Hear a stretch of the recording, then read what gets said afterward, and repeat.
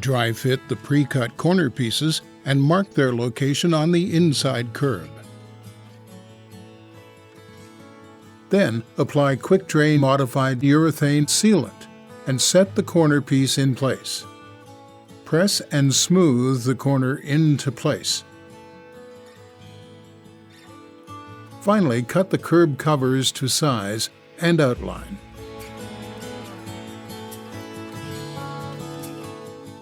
Then apply QuickDrain modified urethane sealant inside the marked area and set the curb covers in place. Smooth the excess sealant from below the corners.